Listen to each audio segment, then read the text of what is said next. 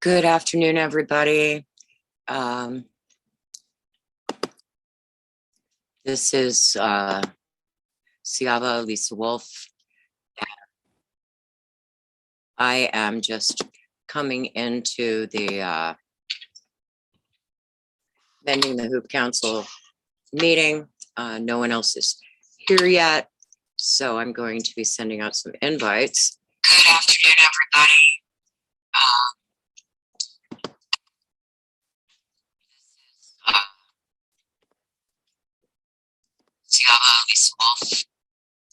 All right, and that should work now. Let's see. So let me do some invites. Invite. Okay, let's see. Because we have some special guests coming that aren't here yet. So bear with me. And this is going to be a broadcast of the Mending the Hoop Council. And let's see if I can get to my primary guest. Let's see. And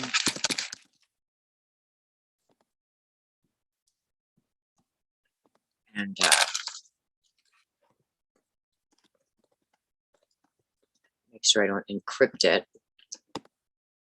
So.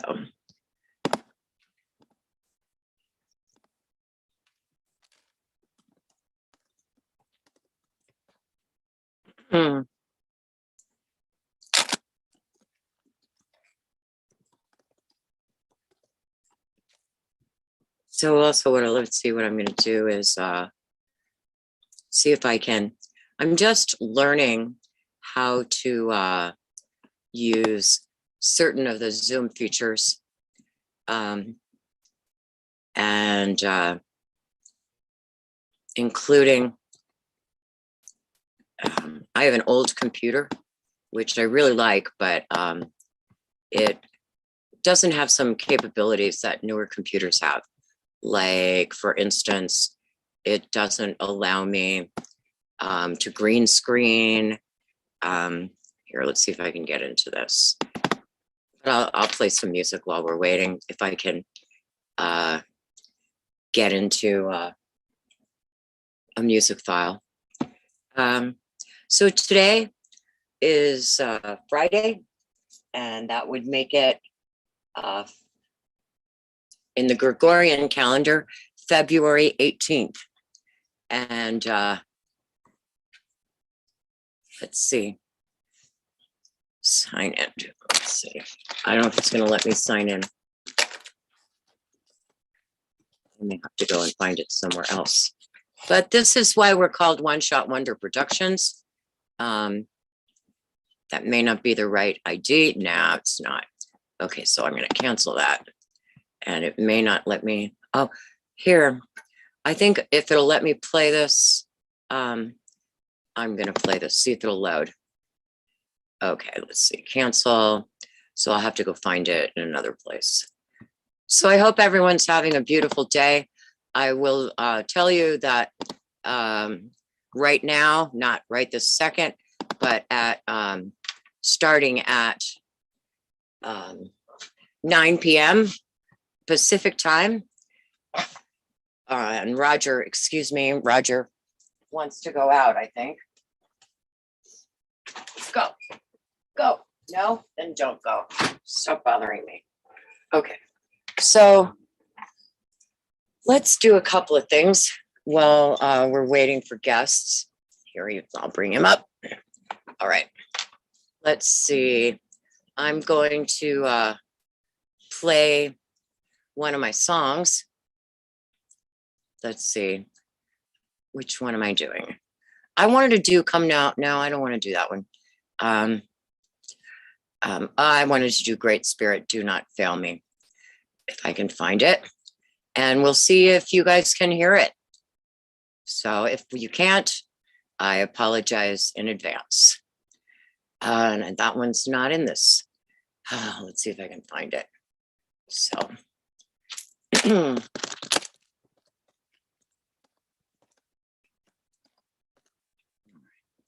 And let's start. I assume you can see. I assume that, and I'm assuming, so I don't know for sure. But if you can, I'm beginning with sage to bless the, that's not it. Nope, that's not it.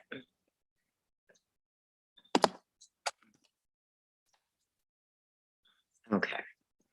All right, let's go back here. All right, so today is we're moving into the second day of the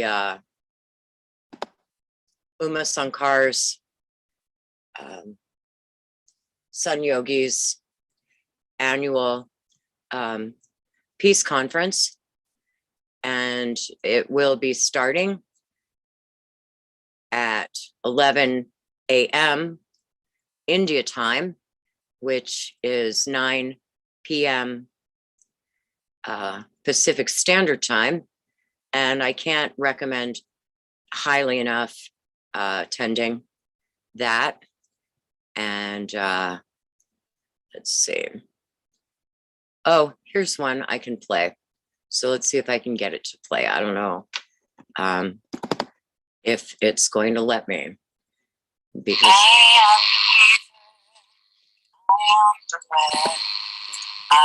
the woven, I am the thread, I am the spider, the dewdrop that gleams, the starlight that shimmers, the dreamer that dreams.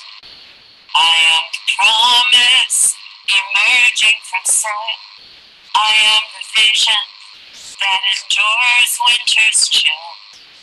I am the crocus emerging through rocks. I am the hope that endures the past. I am the weaver, I am the web, I am the woven, I am the thread.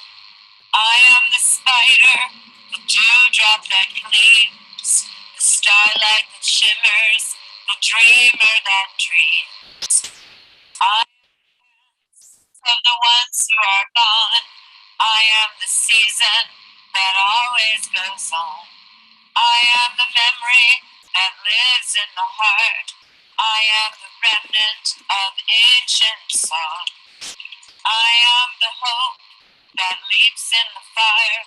I'm the desire to right every wrong. I am the dream refusing to die. I am the wings of the butterfly. I am the weaver, I am the web.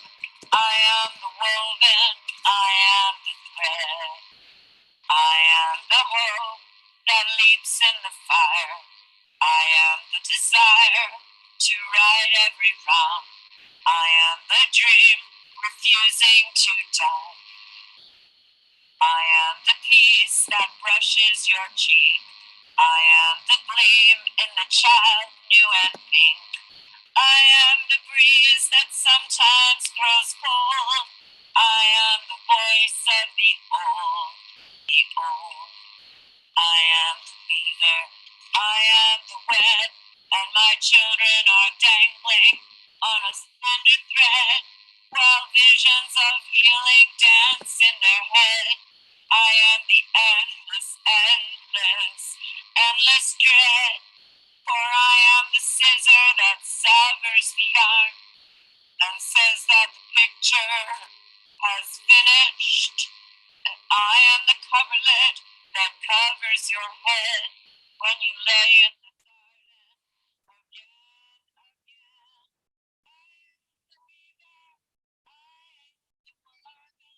I am the dead.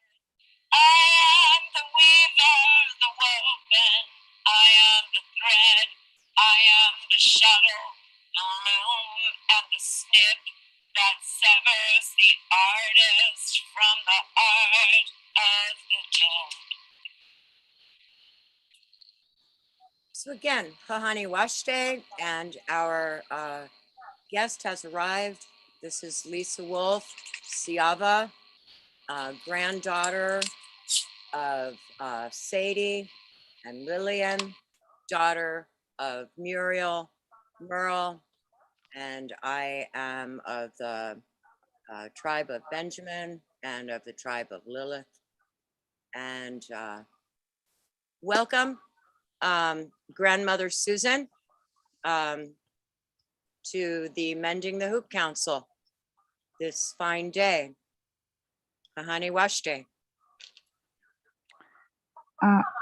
Ani, I am Susan Reece Mashike, daughter of Lillian, who carries the clan Mashike and the family name Mashike, all the way back to Sky Woman herself. Hi. Susan, Yes. would you do the honors of, I've burned sage. Would you do an opening, and I will light it again. This is local New Segovia sage that I harvested here. Will you do an opening, please? Oh, okay. Well, of course, I'm going to do this in English so everyone can understand. Thank you, Creator, for giving me the opportunity to speak about some of the issues that are going on currently in Indian country. These issues are not always spoken about. Information is always not available to many people. And so this is just another opportunity for us to talk about what we find sacred and important. Alma relations. Hi. All right. So I want to let everyone know I sent out a lot of invitations. Susan, I don't know if anyone is going to join us. We are live streaming on YouTube. So let me keep that window up. Okay. And we'll see if anyone else joins us. But this is you. I'm going to pass you the feather, and I will simply ask questions as needed to clarify. But please, Grandmother Susan, take the feather. McGratch. Well, there are a lot of things that we could talk about today. I am now a former board of trustee at DQ University, former tribal college, who at one time was the seat of the Red Power movement. DQ University is originally one of the demands of the Alcatraz occupation in 1968. And as a result, the university could not be built on the island because all the people were removed. But then many of the occupiers of the island went to DQ, a former military installation, and actually occupied DQ under the Administrative Property Act of 1949 and the Land Surplus Act of 1944, which gives what's called first rights refusal to all for Indians to possess all unused property. Unfortunately, when the occupation of Alcatraz took place, unfortunately many of those people it actually invoked treaty rights that were not part of California, specifically the Fort Laramie Treaty of 1868. Well, it's my contention, and I haven't heard anybody else talking about this, that if the people had known and had invoked the Administrative Property Act of 1949 and the Land Surplus Act of 1944, that the Ohlone people, that Indian country would still have possession of that island. As it stood, they didn't have that information. It was really a incorrect invocation of a treaty that could only serve as legal precedents, but not serve as the basis for the continuing occupation and subsequent um, uh, ownership, if you will. And that's a bad word, but that's the only word I can think of at this point in time of the island. It was, and it still is, the Ohlone territory. And so we just celebrated our 50th year. We're still in the midst of celebrating our 50th year. Unfortunately, we haven't been able to do anything in celebration of our 50th year because for the past 2.5 years, there has been a number of people that have come to DQ illegally and have squatted on the land without the knowledge or permission of the Board of Trustees. The board's been in litigation for 2.5 years now. The latest petition is a petition filed by two of the squatters claiming that DQ is trust land. It is not, it used to be trust land, but it is no longer trust land. And that changed when in 2001, after 30 years complying with the government agreement, that the school would be kept as an educational institution for 30 years. And then we would have the ownership of the property. Well, as it stands, these individuals are actually making legal claims that simply are not true. And the numbers have grown. Half the time, we don't know exactly who's there.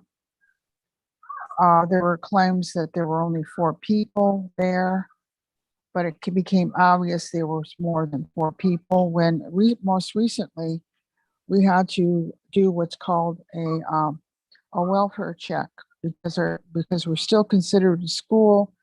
We are known as part of a mandated reporter that requires us to report any kind of illegal activity or suspicion of child abuse, child neglect. Our school is not equipped for children. And as a result, we were very concerned when we found out that children were in fact living there. So the sheriff came out and said, whoever's telling you that there's only 4 people out there, they're not telling you the truth. What I've seen, I've estimated anywhere between 30 to 40 people, which is consistent with our recent utility, our electricity usage, which is, I think the month before last, it was around close to $3,300. And we're forced to pay that bill under the habitability laws of the state of California. And as a result, it's turned into a cauldron of violence, illegal activity. A gun was found out there in July. Death threats. The whole place has turned into a hotbed of violence and now competing agendas, agendas of why they want to take control of DQ. One individual, Mike Williams, has come out publicly and said he wanted to create a mixed martial arts academy at DQ, which completely violates the agreement that DQ has with United States General Services Administration and the state of California. Our property is divided into 2 portions. The western portion is the United States General Services Administration. On the left side of our property, which is the eastern portion, it is controlled by the Office of Registry of Charitable Trusts. It is a charitable trust grant under the control of the State Attorney General's Office and the U.S. Department of Education. So what we're dealing with is now a possible turf war between these two factions of people who have their own agenda of how they want to use DQ. They unfortunately have been misinformed and miscounseled on what their rights are. And so that's where the legal battle stands. There's been some serious internal problems with the board, which I was a part of, and I found out through just making the realization that we have been out of compliance with our bylaws. We are a 501c3 nonprofit as well, and our bylaws state that in order for a board, a trustee to become a trustee at DQ, you have to submit your trustee application through an existing executive standing committee. Well, unfortunately, there up until the last meeting, there was no executive trustee standing committee to submit your application. So for a period of, I would say, over 20 years, and I can't really explain, I probably could explain, but certainly there is no excuse for that kind of shortfall. So at least 23 years, if not longer, our board applications, our trustee applications have been submitted to the full body, which renders all board members all that time null and void because they were improperly seated, including myself. Can I make one Sure. comment, Susan? Sure, sure. You know, it's an odd thing being in Indian country where, you know, and operating by corporate law. So the only, not excuse, but perhaps explanation is that people, it's a new thing and it's an unusual thing. And it's, as you know, I mean, we're both, you know, associating with the Longhouse and the Life Givers and returning more to traditional council form. So the only thing I can say is that perhaps people just naturally from Indian country just behave as they would in a council circle and ignore the requirements of US corporate law. It's not to make excuses, but it's to just understand, you know, perhaps. Do you know what I mean? Yeah, well, that's certainly a possibility but as far as DQ is concerned, that's not the case. There are several reasons why we ignored our standing by our bylaws. Much of the time, well, all the time, that DQ has existed for the last 50 years. There has been a lot of wink winks regarding our following our bylaws.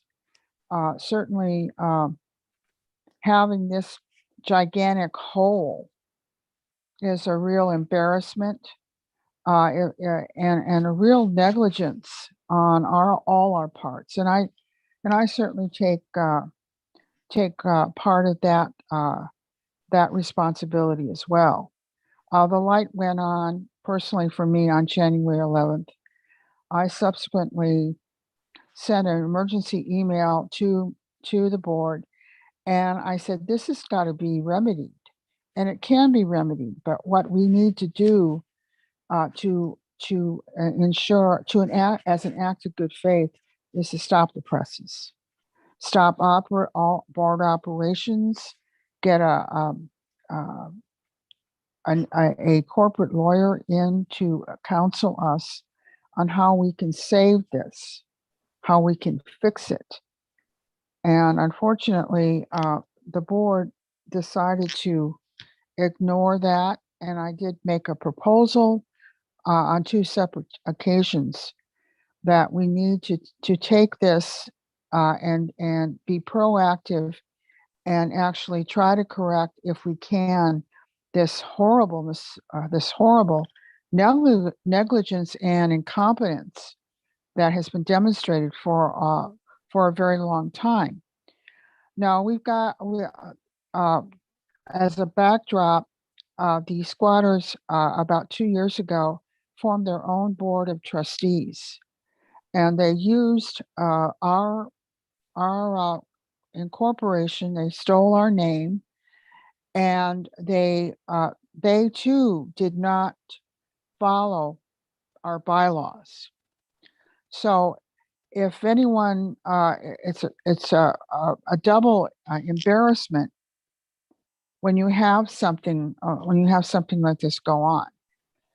So my conclusion to the board was, none of us are legal. The people that are out there that have, even those that have competing agendas, are not real, and neither are we. But now that we've made the realization that we've got to fix this, we've got to take that opportunity and at least find out whether we can fix it. Yes. Well, the board of trustees, with the exception of one other board member, did not want to look at that. They completely ignored my concern, and they asked me to resubmit my application, and I didn't do that. And I told them, I said, the reason I'm not resubmitting my application is because I don't want to commit another illegal act here, because I would be giving credence to a body that isn't a body. Right. I mean, how crazy would that be? Yeah. Of course, it wasn't met with any kind of recognition or anything. People that's where tend to have a hard time with whistleblowers. Well, yeah. Well, even when you whistleblow on yourself. I know. Hey, Susan. Yeah. A lot of people, especially when I was out at DQ.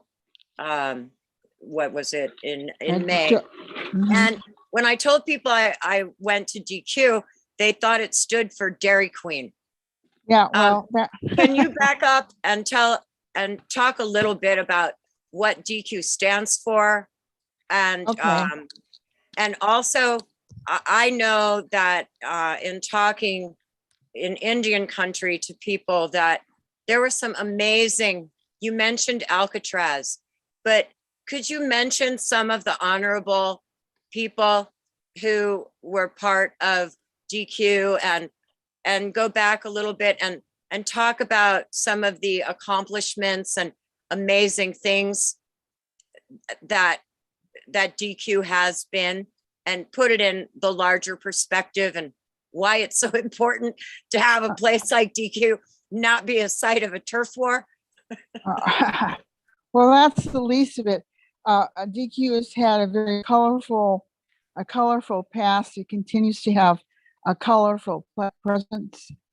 For the last 17 years, the school has been quote unquote closed, but not really. I mean, we've had a board of trustees all that time, but because of all the subsequent occupations that have happened, I number about 6.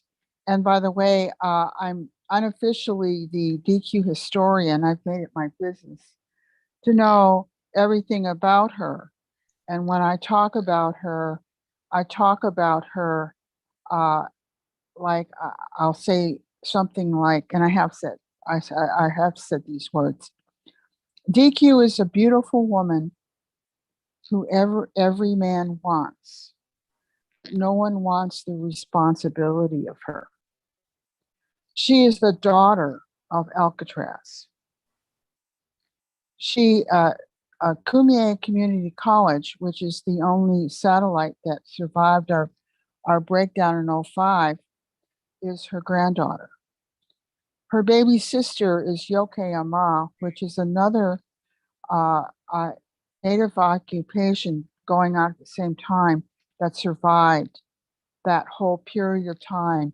There was a number of occupations at that time with unused federal property, principally abandoned army installations. But Yoke Ama is the only other one that survived. So I include all of that as part of a generational legacy that we've actually, those are the things that we did actually accomplish. When DQ was first starting, 19 tribal nations here in California chartered with DQ, which actually enabled DQ to become a tribal college through the Tribally Controlled Community College Act of 1978, which is a federal status. It's not just an adjective or a noun. It's a legal status.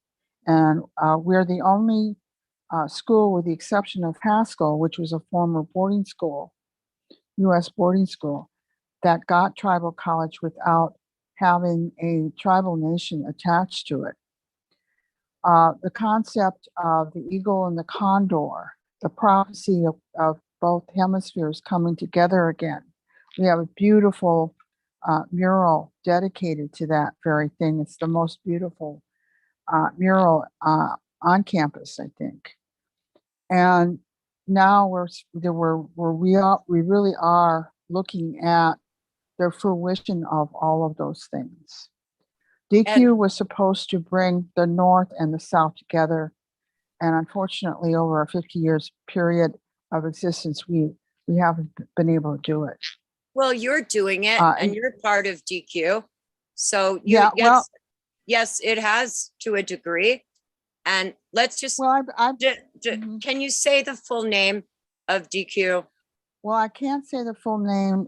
The full name, the D and the D is the name of our peacemaker. Okay, so you're not going to say the name. Who brought the great law of peace? Okay. Okay. The second name is the Q, which is Quetzalcoatl, and actually it was a spiritual leader of the people down there. Now, the Q starts right around the middle of what's known as Central America. That's the dividing line. And so we had great dreams of really bringing the two groups together with all the infighting and a lot of the agendas that were being played out in a different way, but they were still being played out, really prevented the school from really growing.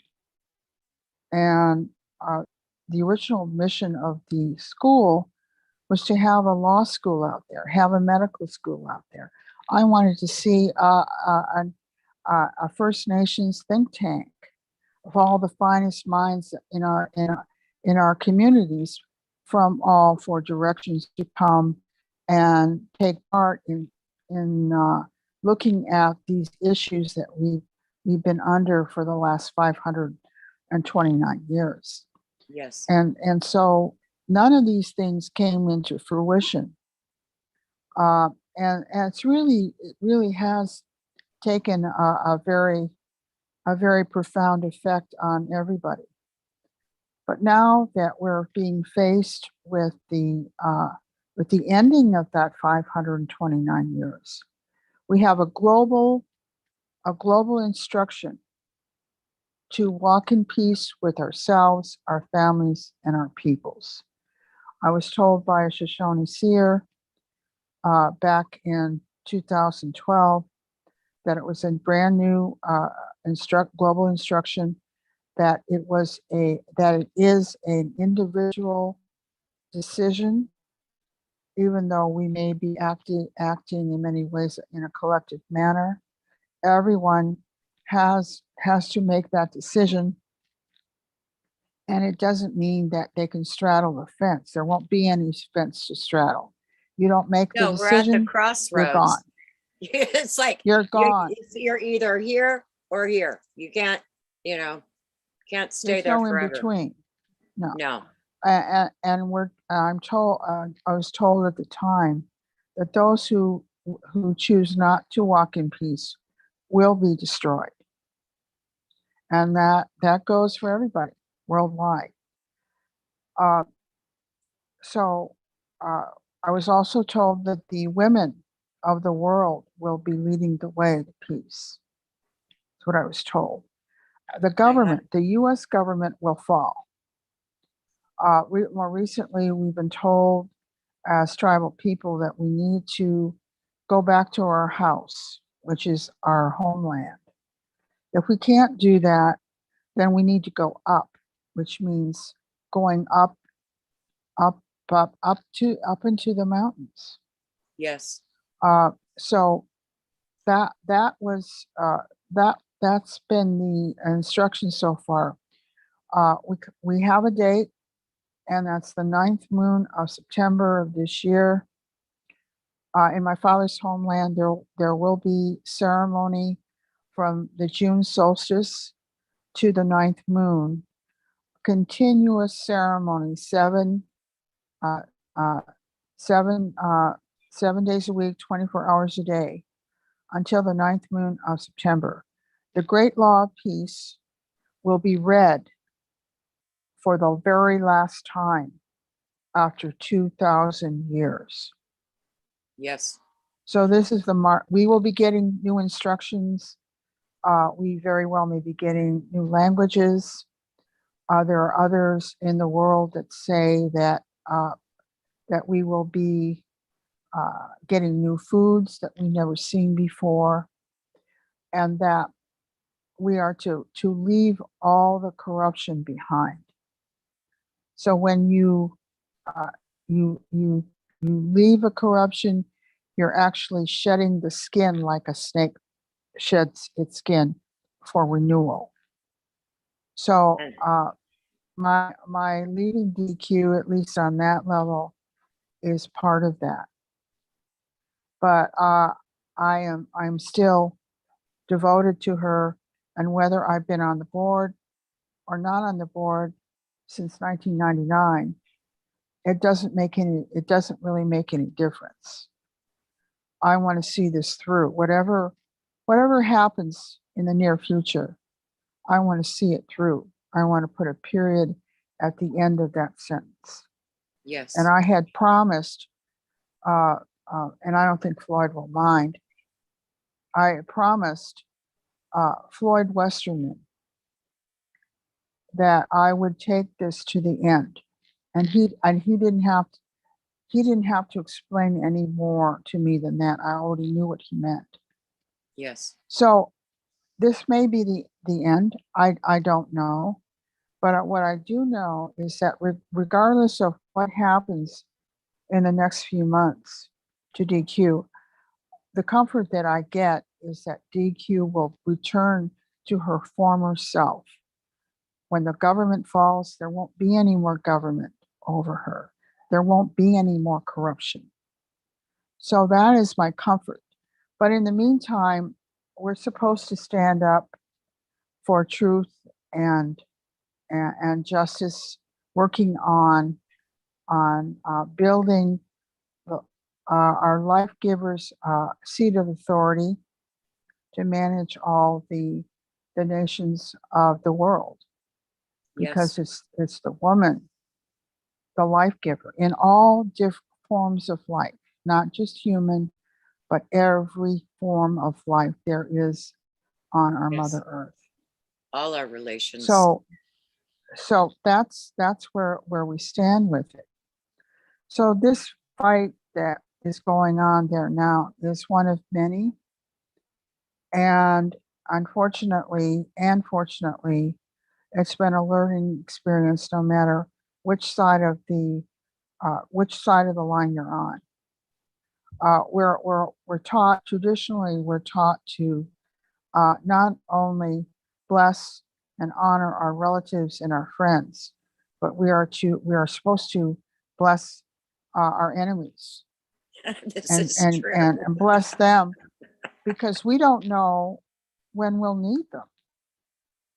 They may not always end up being our enemy. Well, it So reminds that's what me, we have to look at. Yeah, go ahead. it reminds me of the teaching that headsman Stuart Mayo was talking about the news, where in the US news, they're painting Russia as the enemies, and we're the good guys. And I say we, just even though I don't consider myself we with them, but that's contrived, and that it really is the time for us to come together. And as Chief Phil Lane likes to remind us, it's time to forgive the unforgivable and look at ourselves as well. I mean, it's a time of deep healing. I know for myself, I tell everybody I've been in recovery and working the 12 steps, and I keep getting stuck on steps 1 and 2 because I'm looking at the things I've done, not going, oh, you, but me, and having to very humbly face Creator and go, oh my goodness, I'm sorry, please forgive me, and people are trained in this culture. They don't want to lose face. And it's really not time for that. It's like, take the masks off.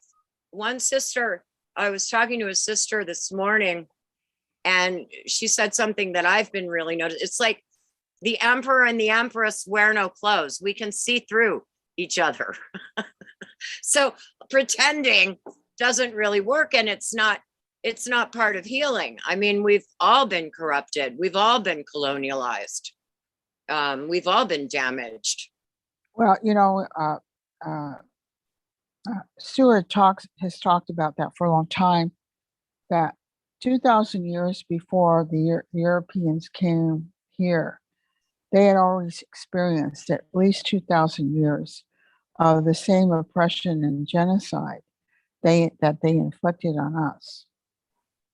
It's been one gigantic, multi-generational legacy that has gone on for an additional 529 years. So Yes. this effort to walk in peace means that we bring everybody to the table. Those that were subjected to genocide, and those who have had a history, an ancestral history of genocide, and even those who are committing genocide at this very moment. Everyone will have a chance to decide whether they want to walk in peace. Now, about a little over a year ago, not this past November, but the November before that, the Haudenosaunee had brought out what's called a black wampum belt.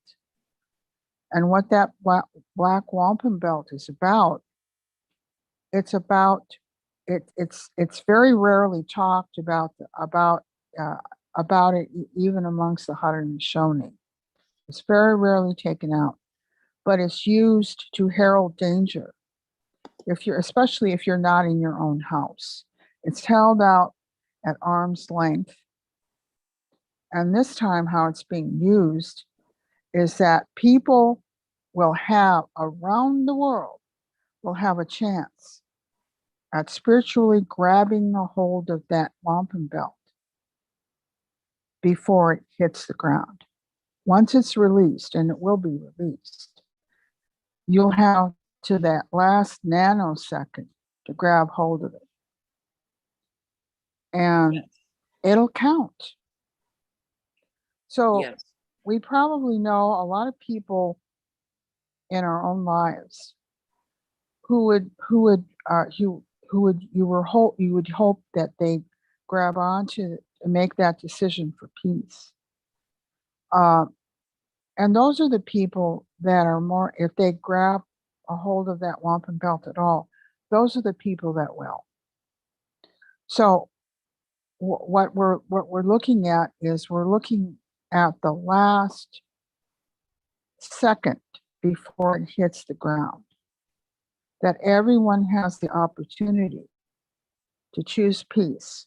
Now, when I got my instructions in 2012, I had to turn myself around, because up until that point, I've always been a fighter. I've always been a warrior. And I had to turn myself around. I got new marching orders. So then what I was doing from that point on is letting people know about my experience with the Shoshone seer, and letting people know that this is coming. But I didn't have a date, and I didn't have a lot of the details that I have now.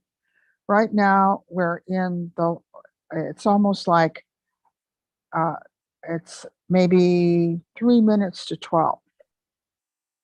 And 12 is when it'll turn.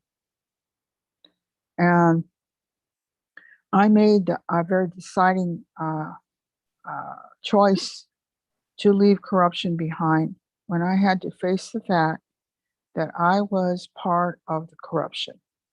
Yes. That I was exercising my education, that I left UC Berkeley with only 2 classes left, 1 class at community college, a statistics class. I was so very close to getting my bachelor's degree. It was a 45-year-old dream where I was going to take that and go to law school. Okay. Well, I had to face the fact that I was part of a system that sought the direct annihilation of the people. And I had to make the instantaneous choice of walking away. You know, So Susan, on I November, did the same. I was I think, I completed I got into law school at the University of Oregon, and my eldest daughter was born the day I was supposed to start law school in 1988. And I say she saved me from becoming a tool of the Queen of England and sitting for the bar.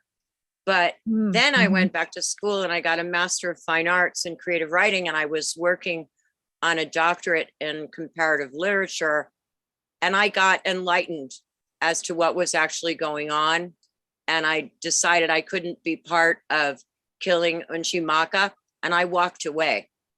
I did that, what you did. I turned my back, I left, and I went out into the wilderness.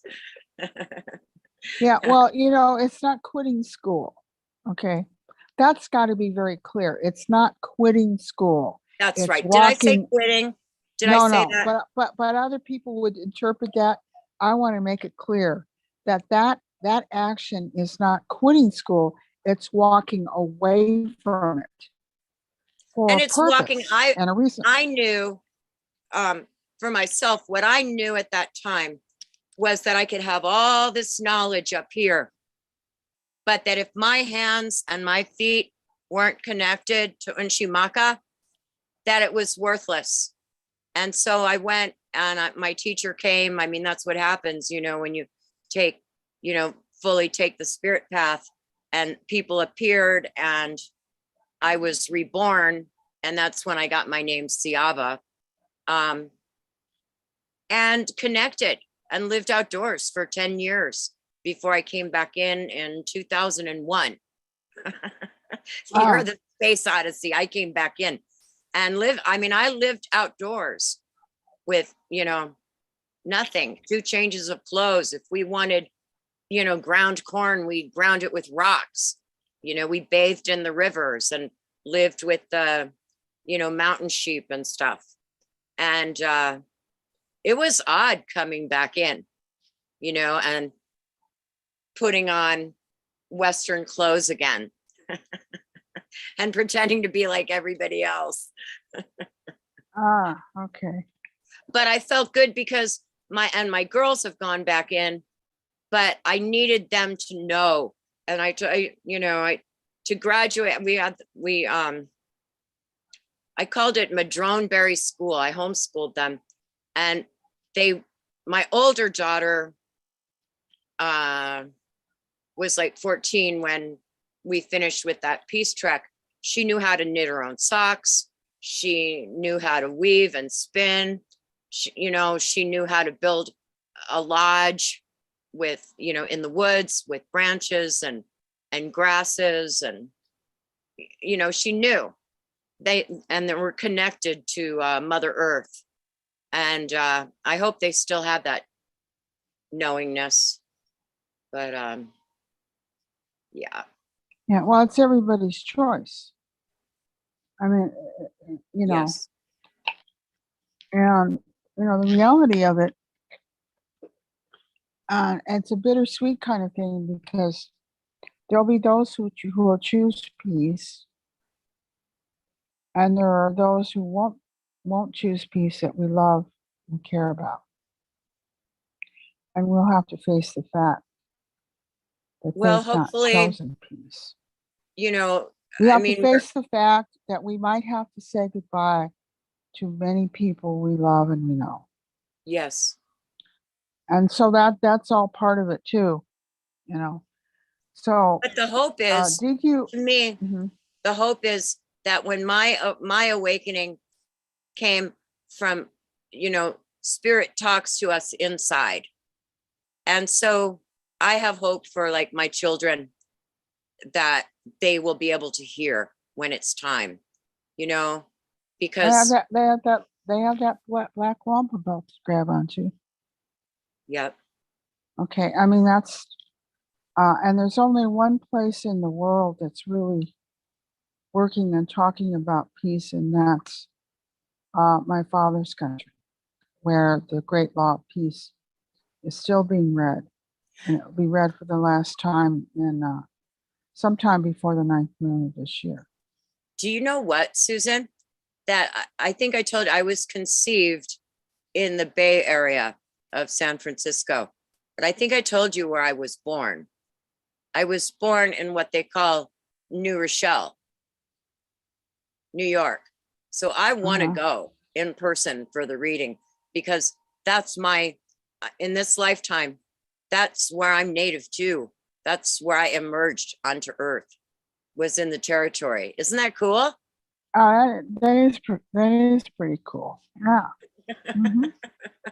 So I want to go Yeah. home. Well, you see, so that as far as DQ is concerned, I have to stay with it until uh, uh, until I feel inside that I've done everything that I can. Well, let's talk about And I some of the good things about DQ, because that's what let's talk about John Trudell. Let's talk about Dennis Banks. Let's talk about Paula Hornham. Let's talk about some of the people when they were young, and it was the time of Wounded Knee, and they were so beautiful. Let's tell can you tell a few of the original stories and when the paintings happened? And you told me at one time when we talked that sometimes thousands of people would be out there. And there was some really good things that happened there. Can you talk a little bit about that? Well, I'll first talk about the when you go out there, there's this wooden what do you call it, trellis. It's still standing, and it's on our way to the ceremonial grounds. And when you go into campus, it'll be on your left hand side. And it's really big, and it's made out of wood, and no one seems to know what it was. And frankly, I didn't know what it was until many years later, and I found out that was the place when the Buddhists came to DQ, and they hung their gong from it. Wow. And that's still there. Now, I wasn't around when they were there, but it was an amazing experience for for everybody. And they really did leave their mark literally on the land. What about that fig tree? Was that Jake Swamp who planted that fig tree? That was his last, even though it wasn't a white pine, which is what it should have been. That was literally the last tree of peace that he planted. He died the next month. I got to in care for that a little 2010. bit when I was out there and sit with that tree. No, I got to told sit with that tree. Sky, and I told them I had actually drew their attention to this. Okay, somebody's going to have to take care of this. And fortunately, even my enemies took care of it. So there you go, with friends and enemies, and Well, that's part of the whole looking at these divide and kind of things. conquer right now. I mean, that's part of the strategy, is to make us fight amongst ourselves. Divide and conquer. Well, even if it is, you still have to stand in integrity. And if Yes, someone it's is doing true. something, you still need to hold them accountable for their actions. That if let's not distort the truth here. So, well, let's all just try to get along, We which is can't just sing bullshit. kumbaya. I mean, no, we have to, every one of us is accountable. Okay. Yes. And then, there are those who will use the truth to tell a lie. And there are people out, well, yeah. That's the there are nature of the people out- forked tongue, isn't it? And we're all speaking English, which is inherently forked tongue. No, the nature of the forked tongue is just being a liar. Okay. Using the truth to tell a lie, that's really a highly sophisticated form of deception. Yes. Okay. So there's a lot of that going on currently. And I just had a discussion with one of them, and I wasn't going for it.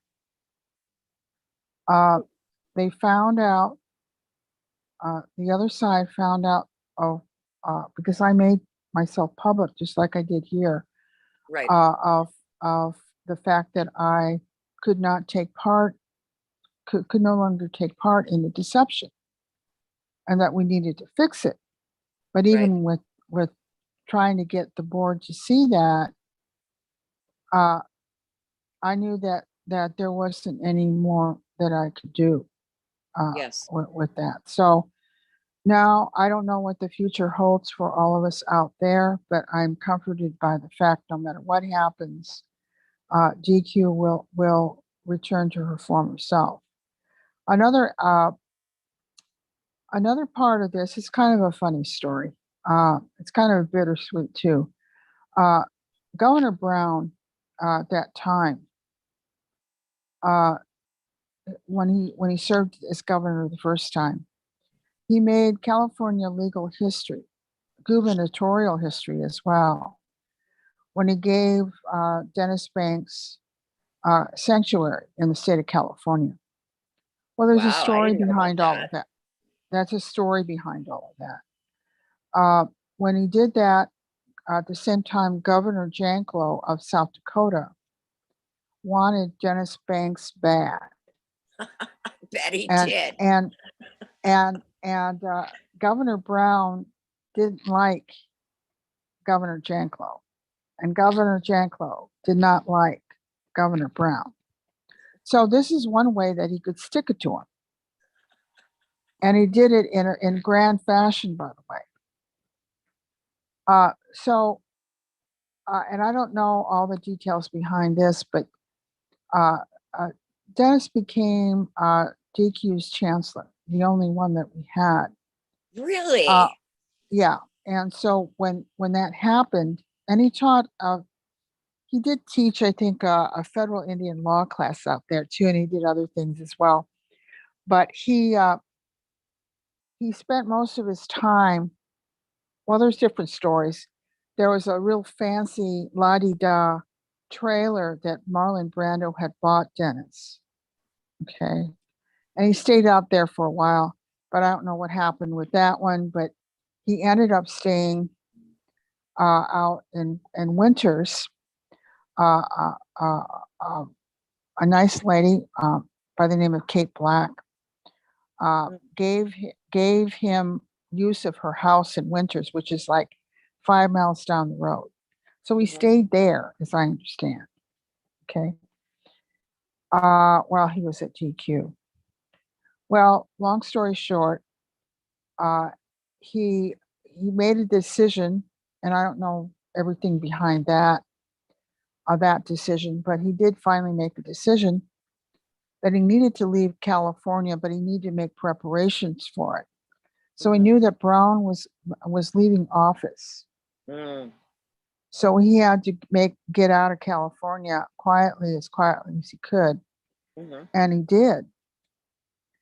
And he ended up at Onondaga, back in my father's country, back to the Haudenosaunee.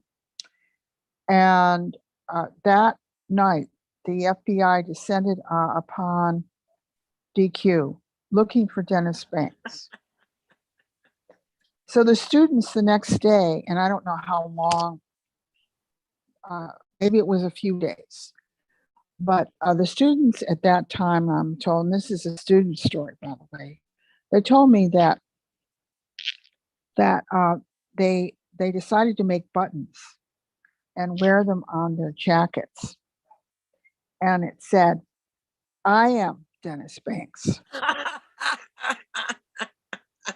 So, it was one way of it was, in the theater, it's called comedy relief. Well, that's what that was. Okay. That's All right. excellent. I happen to be friends of his daughter, Yolanda, by the way. Oh, She lives okay. down Well, in anyway. Reno. Okay. Well, this is the other thing. When he left California, when Dennis left California, I'm told, he did make arrangements to prior to that to go there, number one. And the Grand Council, I'm told at that time, said yes, that they would protect him.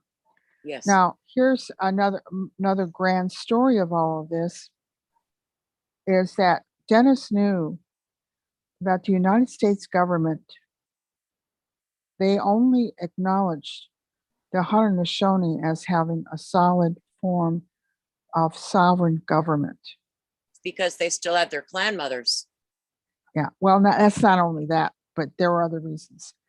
At that time, they were still only dealing with the U.S. Secretary of State, which is their function is to deal with other nations of the world. Nation to nation, right? Okay. So he made arrangements. They accepted him. When he got there, I don't know how long.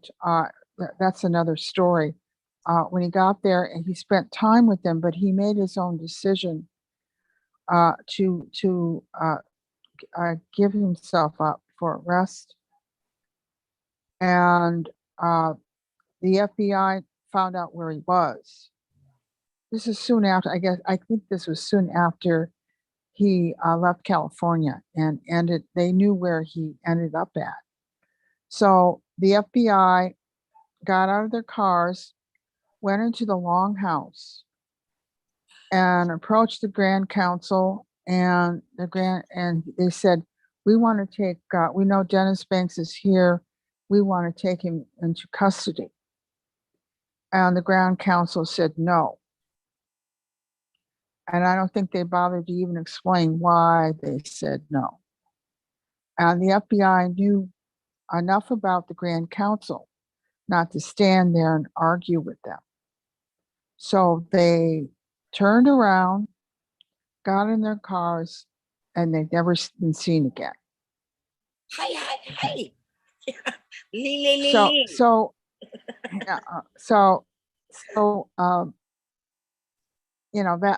That's what happened with that. That's wow. Kudos to the DQ. Grand Council.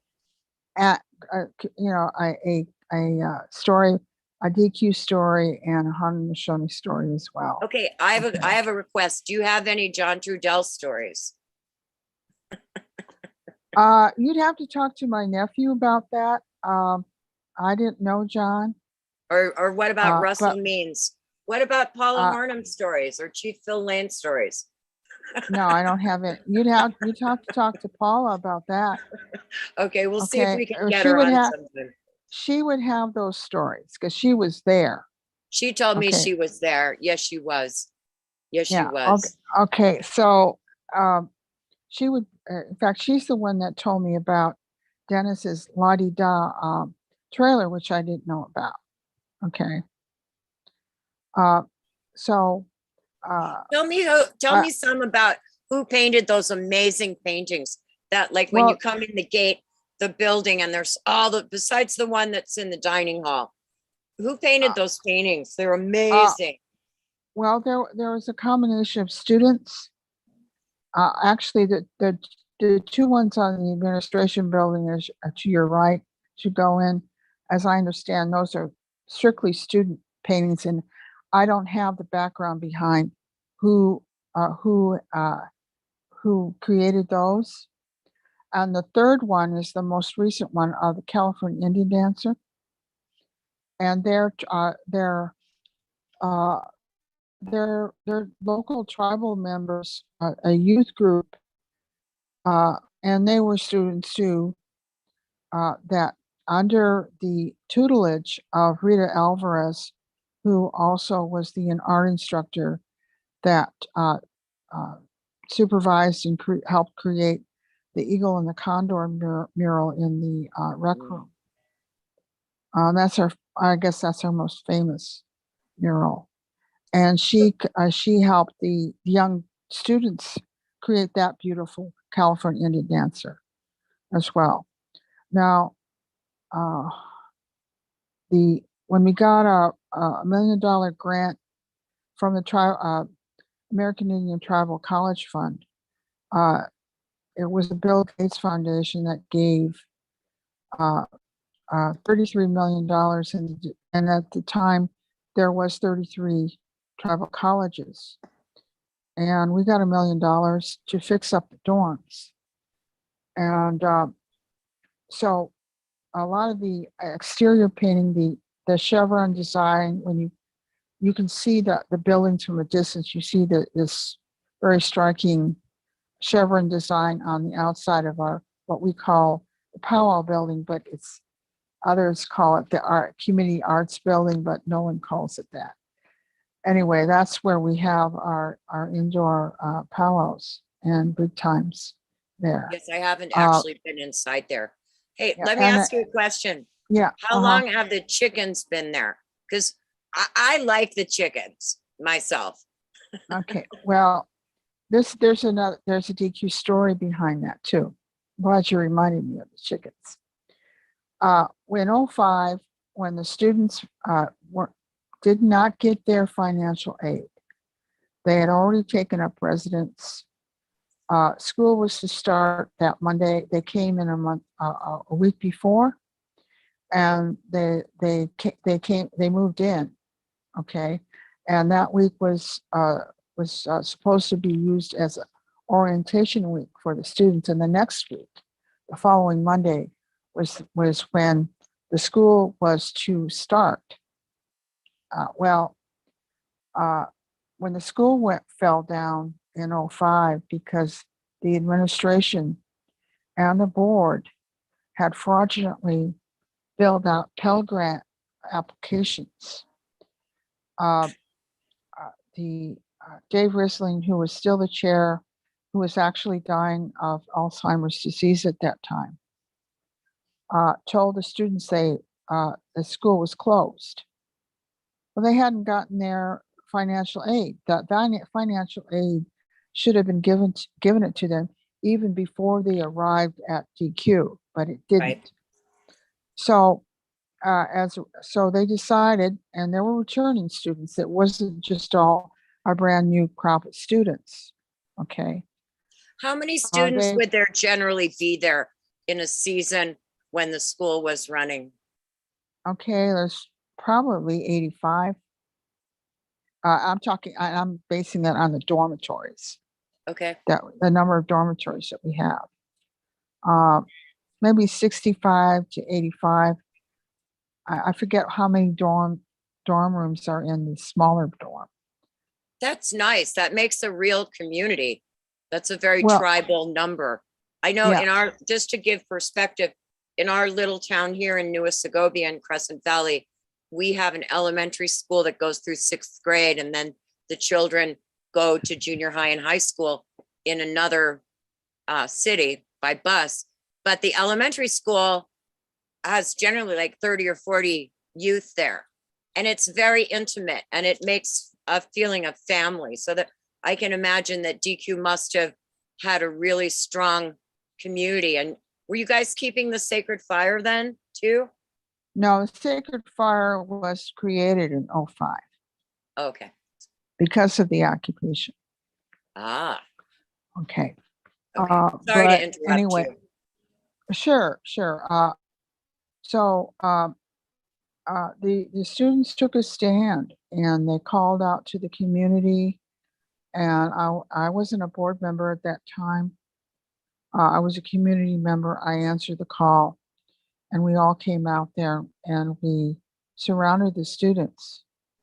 And they had made a decision to take a stand and occupy DQ once more. That was, in my mind, the only other legitimate occupation that existed at DQ since then. So the students took over the campus. At that time, very interesting other story to this that I feel I need to really quickly go through. We found out years later that when the students took over the campus, they in turn didn't know that they interfered with a plan to hand over all 642 acres to UC Davis by DQ. That Whoa. the corrupt board at that time, who helped, who aided and abetted those who filled out those fraudulent Pell Grants monies, which the year before the U.S. Department had done an internal investigation and nailed all these people. They knew what student records they were using to get these monies. And we interrupted that.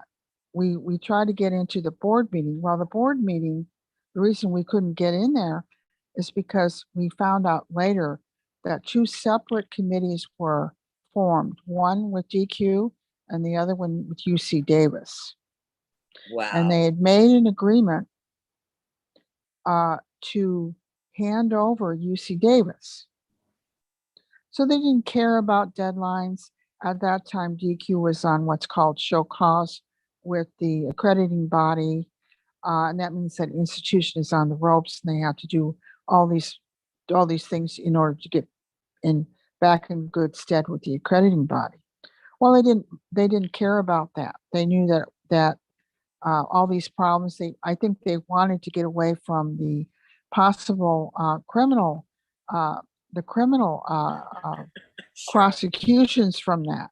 So they didn't care. Okay.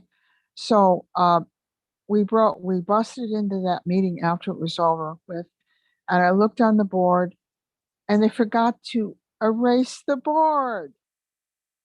And the board, their plan of action was right there. Now, I didn't have any proof other than say, okay, because the board was saying pros and cons, okay? And I said, what the hell were they doing in here? So I didn't find out till years later that that these two committees had been formed. They had made an agreement to hand over the entire property to UC Davis, okay? Wow. So when the And they were students took planning over, on getting money for that, or what? Was there a well, big paycheck? no, let me finish. Okay. Well, it wasn't, could be money, I mean, but 4 out of the 6 seated board members at that time were employees or past employees of UC Davis. So you can imagine the retirement packets, the money that they probably would have been, there would have been kickbacks of some sort or another for handing over that kind of property to UC Davis. So what happened was they when the students took over at the same time, that's when the UC Davis committee all floated away into the mist. They were about to deal with it, student occupation. And they didn't want to deal with Indians either. Okay. This was so this that was after Wounded Knee, right? So we just had a demonstration of what can happen, right? well, this was 2005. Yeah, This is way after Wounded Knee. yeah. Okay. So when the students took over the campus, that's when the help that I offered to them is I was going to teach them how to write a press release, how to conduct a press conference, how to get media attention. And I did a 3-hour course with them on media. That's my area, by the way. So they paid attention. They dotted every I, crossed every T. They wrote a fabulous press release, and we got immediate press coverage. It was about ready to go national at one point. Do you but have a then the copy of that? student, Do you still have copies of like yeah, that press release you have? I'd love yeah, to I have, see that someday or hear it. it's a one pager. It's not very long. That's all part of the rules of making a good press release. Unless you're a celebrity or something, you don't go beyond a page. Right. The media people are very lazy people. So if you can do most of their job for them, they love you. Okay. Yes. So they paid attention to that. They got tremendous press, and then media coverage, video, all of that. Even Stanford came and did a documentary on the students at that time. So that ruined the plans to hand over the DQ University. Well, when the students did take over, there were no dogs were allowed on campus, no pets were allowed on campus, no chickens were allowed on campus. But the students had a contraband bunch of chicks that each student would hide in their room. They take turns because those chicks needed heat. Okay. Right. And this was February. Okay. So it was cold and it was raining. So that was the first generation of chickens out there. Oh, beautiful. Okay. So they were contraband chickens. And then the chickens, the chicks became chickens. They'll do that. They do that. Okay. But the students, most of the students ended up leaving, and the ones that were left, unfortunately, didn't take care of those chickens. So I went out there, and by that time it was summertime of that year, and I went out there, and no one was taking care of them. It was like 102 degrees. Wow. I'd be finding dead chickens all over the place, and no water source or anything like that. And I asked somebody to bring some chicken feed out there. They didn't listen to me. So I waited another day. When I got out of the car, they looked at me. The chickens that were there looked at me, and they went from the kitchen, where the kitchen is, to the administration building. Because we parked around there. They ran to me, and I had chicken feed. And they were screaming. Did you ever hear a chicken scream? It's like a human being. Mm-hmm. It was awful. Well, they are two-leggeds, they Yeah. are. Yeah, yeah. Well, they were dying, is what they were doing. They were starving. So when they got up to me, I had the chicken feed in a plastic bag. They didn't even give me enough time to take the chicken feed out of the bag. They were piercing the bag with their beaks, trying to desperately get at that food. I I mean, bet. I had a hell of a time with those chickens for them to calm down so they could get some food. And then I I gotta brought tell out, you some chicken yeah, stories when you finish this story and show okay. you something. See, look, this is my hand drum. This is actually my logo. You can see I've always drawn like two mountains with the sun and the moon, but I took this little drum, which is actually was a little tambourine that a friend reheaded. It was really fragile. Anyway, I was out at DQ and I was, where the stumps are, where the compost pile is outside the kitchen. Hmm. When you go out those side doors of the kitchen, they've been composting over there. Anyway, where Well, the at least they've stumps been are, doing some work. Go ahead. okay, but where the stumps were.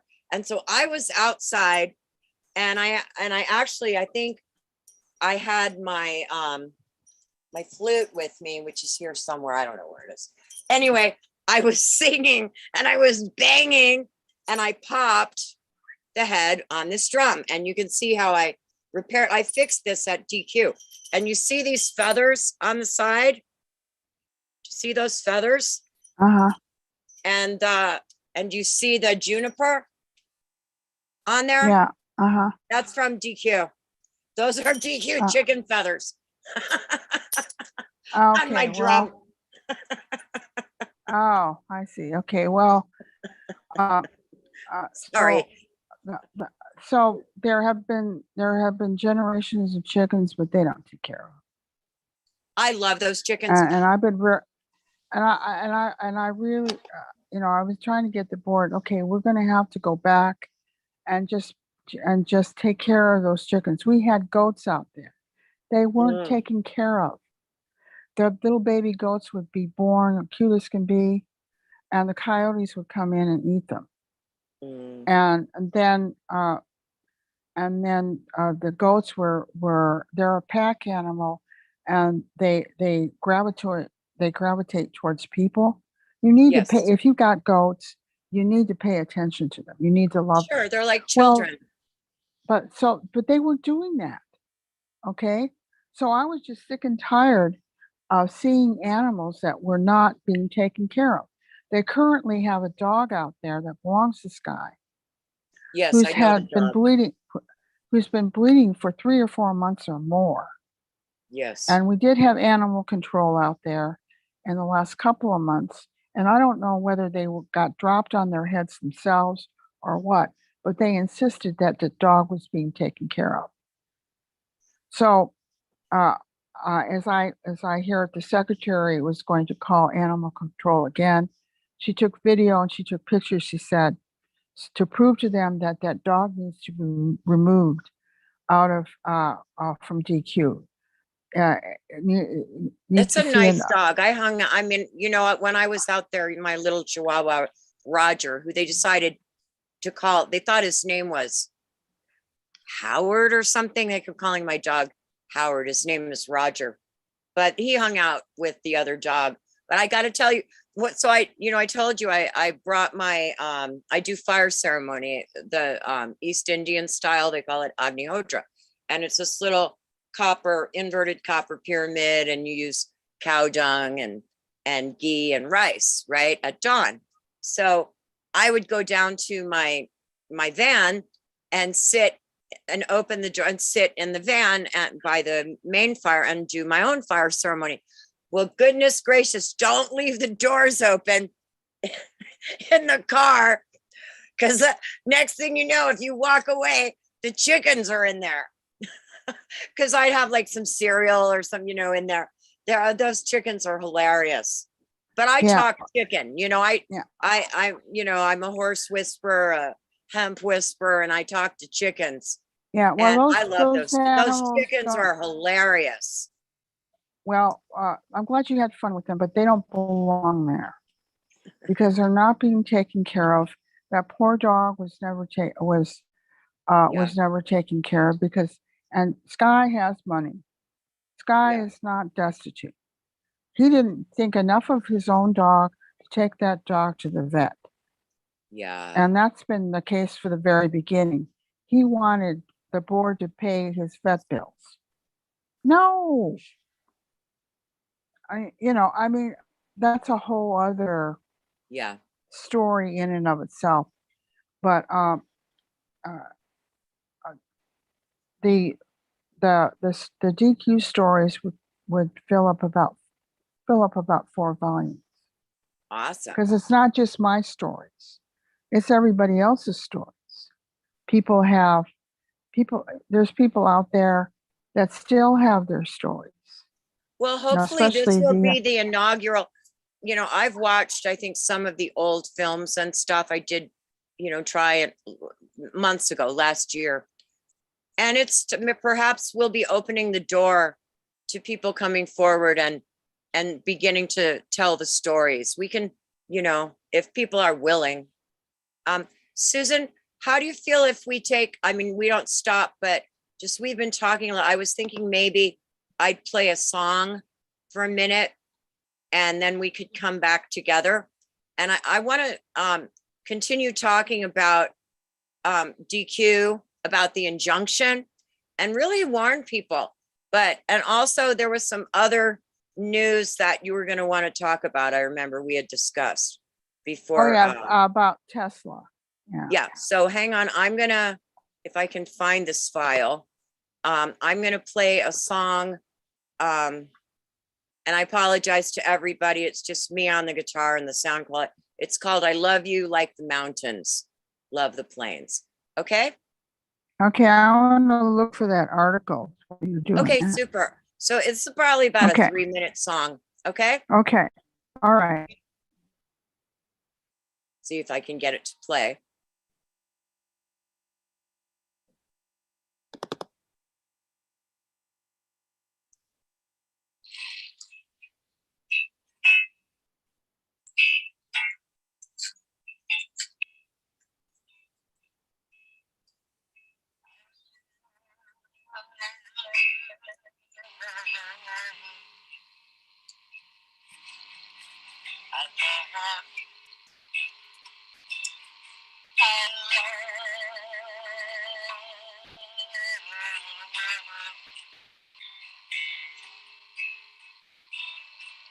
Like the mountains, love the plains, like the oceans, love to rain. You know I love, and no matter where you go, and no matter what you do,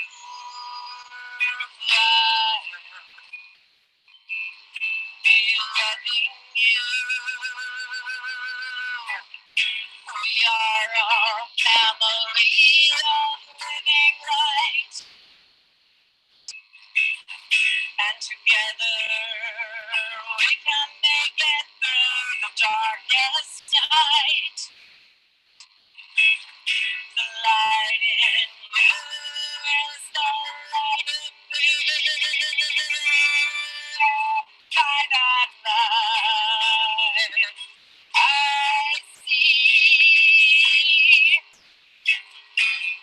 I see children dancing in the garden.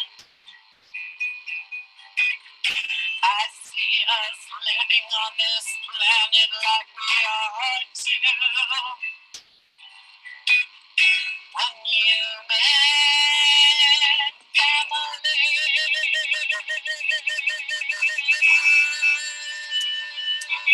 Because I love you, and because you love me. No matter where you go, and no matter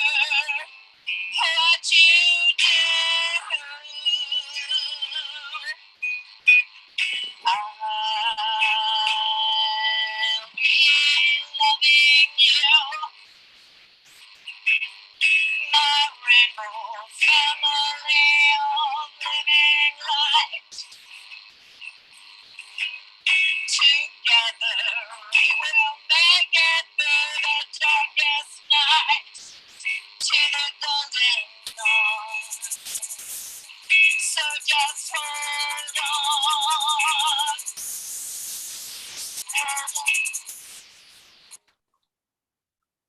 So that was I Love You Like the Mountains. Susan, are you back yet? Yeah, I'm back. In fact, didn't leave. Good, good. Did you find that letter? Oh, you want the, I'll look for the newspaper or the article. But Okay. did you want me to talk about the injunction? Yeah, let's talk about these silly people. So let me talk first. This is what my understanding is, and Do you can have correct- a copy? I sent you a No, copy of the. well, I do, but I don't have it up in front of me. Okay.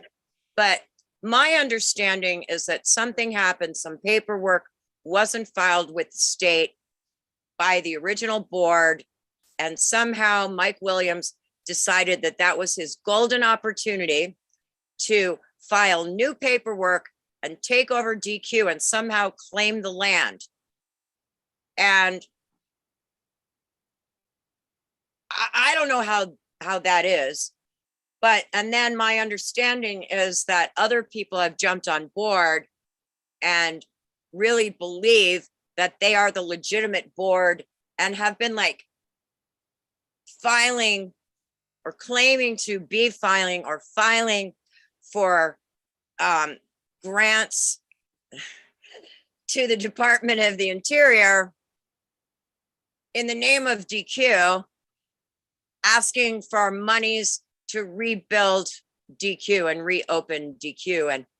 And I tell people, I mean, as you know, for better or worse, you know, when I came up here with the late Dr. Vegra Soto, Silver Cloud was what the Chippewa called him. He was from Ohio. And he encouraged me to incorporate the White Buffalo Nation because my youngest daughter was born in a barn in the straw in Wisconsin in 1995, near where Miracle had born. And I won't go into that story right now. And it was an audacious thing to do. And then we got this land where I've been trying to fulfill one of my mottos, which is sustainable communities with sustainable businesses, gardens and schools for nomadic people of conscience and native homelands, to be part of the mending of the sacred hoop and the healing of the earth. But it would be like if I didn't file my paperwork with the Nevada Secretary of State for whatever reason, and somebody came along and said, oh, her paperwork has lapsed, let's file paperwork, and then claim the land too. That doesn't even make sense, how they could think they could claim the land too. But you know, so correct me. And so there's an injunction and they're still going ahead and they're putting themselves in some awful danger, aren't they? I mean, the danger, well, just for starters, this preliminary injunction was filed by us on August 15th, 2019. By that time, they had been occupying the campus for, I guess a couple of months by then, that sort of thing.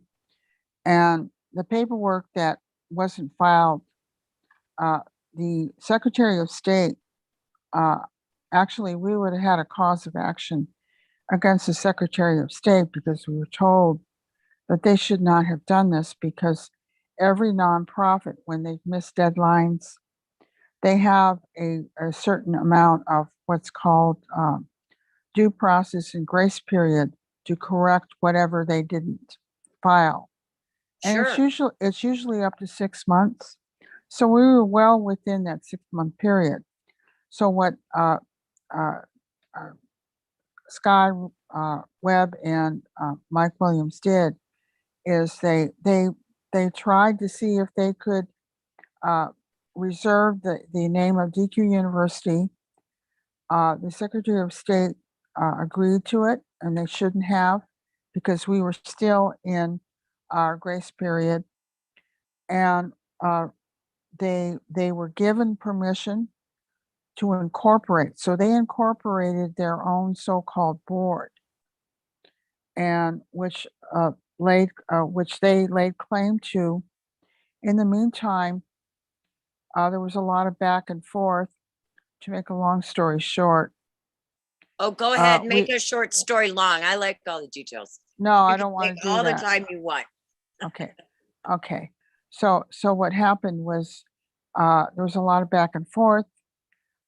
We were told by the Secretary of State that it's a lot easier if we just change the name, because we would have had to have been in some protracted litigation between both of us, and it was And just you would have better. had to sue the Secretary of State. So they probably wanted you to avoid doing that. Well, we didn't mention it, but we were told that it was improper for them to do that because they essentially denied our own due process. Okay. Right. And they allowed this other group to break state law by trying to steal our business. So that's Yeah. a felony. That's clearly a felony. So what we did was you changed the name. We retained our original California code that we had for 50 years. We made sure that the State Franchise Tax Board, IRS, and everybody was assured that we still held title to the land. So you kept the same EIN? Yeah, we did. We are generationally the same organization that became a corporate entity on April 2nd, 2000, no, excuse me, on 1970, 71. Okay. Wow. But they continue to want to say that they took over the land, or they were stupid enough to actually say that in public. So there is proof to substantiate the fact that they tried to steal our business. Okay. Well, and it's known all over Indian country. I told you, I heard about it first from Paula Looking Horse. So it's not a secret that there's a scandal going on. Well, I was telling Paula too. I mean, so, and so they've caused nothing but problems. A lot of those people are broken people who need to be in treatment and ceremony, and they're not. Yes. Then there's a whole non-Indian faction there that have no business being there at all. They're just there to flop, and drugs are being used out there, and who knows what else is going on out there. We are not privy to. We just received a rape complaint. Really? That hasn't been looked into yet. Okay, that happened about a week before my last day as board member. So there's all kinds of things like that are going on, and of course with all the influx and ebb and flow of people that come and go there, we really don't know who we're really dealing with. Yeah. And then all of a sudden we see two children there. Well, who are you? And then we have fake Indians out there as well. And so there's a grab bag of corruption, and as a result, it's just not the red way. I mean, it's not respectful. I mean, there's a sitting council. That's not how you approach your elders. We were past that 2 years ago. Okay. Yes. It's much more serious than that. There's a downward spiral here into madness. Well, it also seems to me like it may actually be some undercover Fed infiltrator activity. Well, that's also possible too.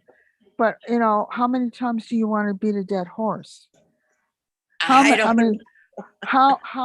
how dysfunctional do you want to say that place is?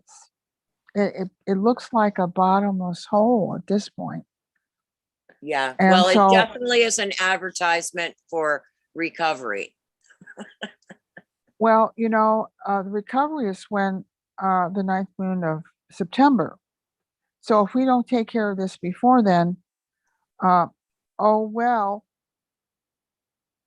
Right. and I use those two words, oh well, as saying, too bad. It's the Yeah. final words that you say to yourself and others. Well, we warned you, we told you, and you did not want to do the right thing.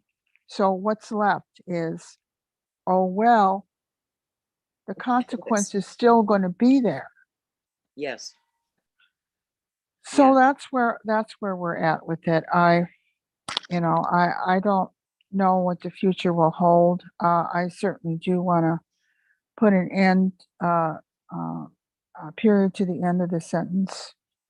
Um, and I walked away from that corruption. I wasn't going to take part in it anymore. So where And do so, things stand now legally? My well, understanding we was were you were supposed. looking at being able to carry out eviction and then begin the process of cleansing the land. Well, it's not eviction; it's ejectment. It's what? It's ejectment, not eviction. Okay. Ejectment and eviction are two different things. All right. Ejectment means that there will be a court order presented to the Yolo County Sheriff's Office to execute, and they will be forcing everyone off the land. They don't move if they don't volunteer. But see, we have this other problem, this internal problem that I was bringing to the board's attention. So there's a whole lot of possibilities there, because right now nobody's legal. They're not legal, and neither are we, or how I was when I was a trustee. And I told everybody that. Then there's a third area I'm not about to discuss right now. So there's a lot of deception, a lot of corruption everywhere you look, and it all And the depends on. original board is paying for everything, right? With the farming monies that you're getting. So Yeah. so you're being forced to support Yeah, we've been the occupation the occupation plus. because of squatters' rights laws. Well, that's all, we call them squatters, but they haven't invoked squatters' rights yet, Well, because they they're don't want to saying, acknowledge that they're squatters. yeah, well, I know that, but they could do that. I mean, but it's already too late for that. So Yeah. things are really coming to a head in ways that no one really expected them to. And so now it's just a matter of time. Well, I can testify, as you know, that it was, for whatever reason, I won't go into it too much, but I found myself on the opposing side to the squatters, and I was afraid for my life, and I left. Thank God the gate was unlocked and I was able to leave, because there was physical violence happening, and the sheriffs would come out, and you could tell they didn't really, they thought it was funny. They wanted to see violence. Well, you see, we've always had problems with the Yolo County Sheriff's Department. They have aided and abetted on many, many different occasions over the last 17 years now, when we did have violence out there, and they made all kinds of excuses in the book. Plus, there's a really legal sore thumb out there, because for the last 17 years, they've been telling us that what is going on out there is purely a civil matter. They bludgeoned us almost to death with that. Well, trespassing is not in the US or the California state civil code. It's inside the California penal code. Trespassing is a crime, and there's different degrees of trespassing from misdemeanor to felony. Okay. And by now it's felony. Okay. Well, I'm seeing that a lot in our police out here. Like in our community. I had someone staying in this, let a homeless youth and his mom stay in this trailer that I'm living in now. And they were told they couldn't drink and they had to leave. And I, served them a 3-day or 5-day, whatever. And they left. And then I was actually doing a radio program. I was staying in the RV instead of in here. And the kid, I was letting him keep his stuff here. He still had the key. And he knocked on my door while I was in the middle of a broadcast. And I said, I told him don't come between 3 and 5. And he did. And when I finally went out, he had the key to the lock. He had thrown the lock. I came in, there were windows broken. There were cabinets broken. There was a heater stolen. There was a mirror in the bathroom was gone. And when I called the police, and I had the copy of the eviction notice, and he hadn't even stayed here for 2 weeks. When the officer came here, he wouldn't come in, and he told me, and he printed out some stuff from the sheriff explaining to me that I was violating this kid's rights and that he wouldn't go in the trailer. And I told the deputy to leave the property. But there's always it's a civil matter. It's a civil matter. No, but this, you had your individual experience. We have our institutional experience. That's now 17 years old. Yeah. And so when I had spoken to our attorney, I told him, I said, Jack, there's nothing in the California civil code that speaks to trespassing. It's a crime. He said, you're absolutely right. But this is the excuse that he used. He said that the reason the Yolo County Sheriff won't say it's a crime is because they simply don't want to take the chance of being sued. Well, I don't even agree with that, because a crime is a crime, especially after all this time and all the damage that they've done all this time. It's time to put the pedal to the metal and enforce the law to which you are sworn to. So if DQ wanted to hold the Yolo County Sheriff accountable, they could. Wow. Because of all the years they did not enforce the law, where lives were being put at jeopardy. Yeah. Where people could have been killed or hurt. I saw it 3 times when I was out there, not just directed at myself. Physical violence. Okay, well then that's just a really small example of how many other times there have been witnesses to, and there have been a lot of times when there has been no witnesses. So that they have aided and abetted the crime out there. They have. Yes. Well, they're definitely enabling it, and I think it's racism myself.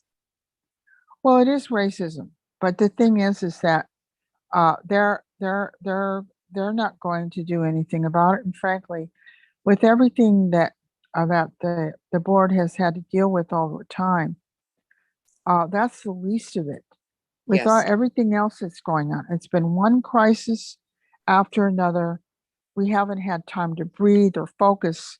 As soon as we put one fire out, there's 5 to take their place. Yes. So yes. There was in 2009, there was, and a long story short again, there was a white educator who had 2 PhDs, looked at DQ, probably had an orgasm, and then decided he wanted DQ. So what he did is he filed uh, a complaint with the state attorney general against us. I was on the board at that time in '09. It took us 9 months to get through it. We didn't have money. We didn't have a lawyer, but we had to respond to these allegations through the state attorney general. It took 9 months. And with the state attorney general complaint, the state attorney general just stands mute unless they want to ask you a question. So we didn't know we didn't know whether we were winning or losing Yeah. over that period of time. Well, at the end of the 9 months, we received a notice that the petition to dissolve our corporation and GSA, United States General Services Administration, threatened us and said, "Well, if this guy wins in his favor, don't think you're going to get your land back." You know, Oh my and they God. were supposed to protect us, and they didn't. So we prevailed, and we got notice that the petition was denied. And then, lo and behold, a month later, they refiled the same petition. And this was a different group. No, this was the same guy who wanted that land for a medical school. No, I His mean, it name was a different group than Mike Williams and Sky. Yeah, they weren't there. That was about a year before they popped on the property. Wow. So again. you barely got a respite in between. Yeah, well, there's a lot of stuff in between we haven't even talked about. But the thing is that so the same guy and his attorney refiled the same complaint. 2 months later, they came back. State Attorney General said, "Your second petition has also been denied." So they tried to get us twice, and we prevailed. But it took. I didn't have a computer. I can't type except with one finger. So I submitted all the rebuttals in Wow. handwritten. So my rebuttals were 27 pages Good for of you, handwritten. Susan. We submitted 75 pages of documents to back up my rebuttal. And then our chair at the time, Margaret Hoagland, had submitted about 15 typewritten pages responding to these allegations. And that's what did it for us. We didn't have any money. There was a 3-year period when DQ actually stood in integrity and no one knew about it. And it was The you board women, eh? The board, well, it was meant to. The board had decided that we were going to reject our Dwayne Chamberlain's lease money, and we were going to stand in integrity because that lease was illegal to begin with. So we rejected all the money that he was giving us for a period of 3 years, Uh-huh. but no one knew about it. When I left the board the second time, there was a corrupt board member that convinced the board to take Chamberlain's money. By that time, it amounted to about $135,000, and they took the money. But that just laid everything that we did for 3 years. It wiped it out. It negated the integrity that we stood for 3 years, and that white farmer could not figure out why we were rejecting his money. And we're telling him this lease is not recognized by the United States General Services Administration. Therefore, it's an illegal lease. You are interfering with our agreement with the U.S. government. We cannot accept your money. And GSA told us to evict him. Well, they said they weren't going to help us, although they had every duty to protect us, and they didn't. And so we found out that if we tried to evict this guy, if we tried to evict this this man, it would be a long, hard, protracted legal battle. And we didn't have any money for that. So we didn't evict him.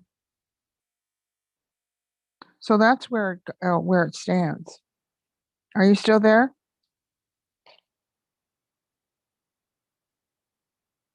Lisa? Are you still there?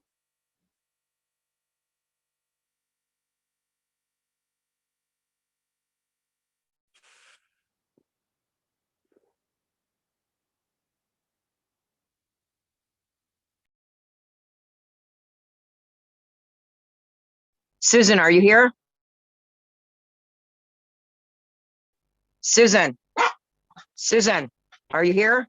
Susan, are you here? Susan, are you here? Susan, are you here? Okay, this was really interesting because Susan and I have been on the air and we were talking about some illegalities and my computer decided to shut down. So let's see if I can get Susan back. Because right now, there we are. Here she is.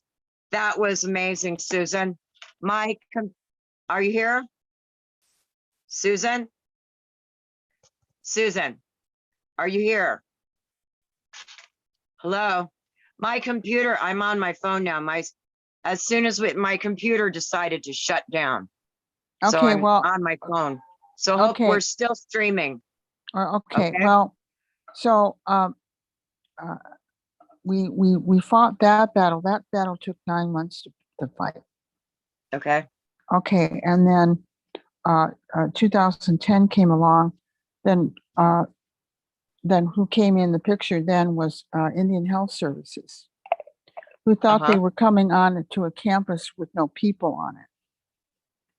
Well, it was at that precise moment that we had commandeered a Regenerative Design Institute, an organization out of Marin, who was going to be teaching permaculture classes. And we had about 20 students at that time. So when What year was this? I'm sorry, I'm just getting my wits back around me from getting my computer shutting off. It was 2010, a year later. Okay. 2010. Yeah. So that's when March Girl came to DQ. That's when Sky Webb came to DQ. And it was a couple of years later that, and I forget what year that was, that Mike showed up again. Mike was a former DQ student back in 2000. And what was he studying it when he was a student? Just out of curiosity, do you know? I don't remember. I was on the board at that time, but I remember him as a student, and he came back sometime after 2010, but I'm not sure when. And he's Oregon, I understand. Huh? I've heard that Mike is from Oregon. I don't know. Are there from Shoshone? Nevada? From Nevada. I've heard he's from Nevada. Well, he's Shoshone. I thought Western Shoshone was in like Montana or someplace like that. They're all over. According to Carrie Dan, I mean, it included Nevada, Utah, Montana, California, you know.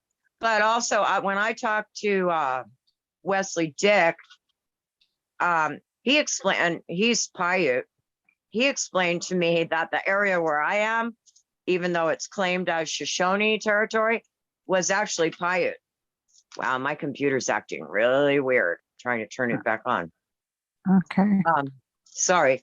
I hate when that happens. I've had it happen, you know, as a person who's kind of an activist. When I was doing my old radio program like 5 years ago when Standing Rock was going on, and I'd have controversial people on, I've literally had, and you may call this far-fetched, okay? But I was going to have this scientist on who'd been like in hiding for 4 years. And as soon as it was time for him to go on the air, the internet in the entire town but it's a little itty bitty town with like 500 people, went out. They knocked out the internet to keep me off the air. I'd have callers. Well, that was But that was happening all during Standing Rock. The government was coming in along with Facebook, actively Yeah. interfering with stream video. You know, Dewey was doing Myron, yeah. Myron was doing his little Zoom things, and Yeah. you know, So that anyway, was they just just all turned part my of it. computer off. But Oh, fortunately, I was able to get in through my telephone. So we're still on the well, air. okay. Well, so anyway, that's where it's at. I don't know what the near future will hold. Uh, I could talk for 5 more hours about TQ, but I won't. All right. There's a Um, whole story there. There's other well, people who maybe have their another own time or stories. next, maybe we can talk about it more. Was there stuff other stuff you wanted to talk about? No, There was I'm some, getting tired. I'm getting tired. As some of the people know, I was in ICU 3 weeks ago, and yes. I'm still recovering from that. So Okay. I was going to go venture out for the first time, but a little voice told me, no, you're not ready. Why don't you try tomorrow? Because Yeah. I haven't been out of the house in all that time. Yeah. So I'm trying to, take care of Well, I'm myself. going to And give you a plug and invite everybody to today is the second day of this World Peace Festival out of India with Uma Sankar, and it starts actually at 9 o'clock Pacific.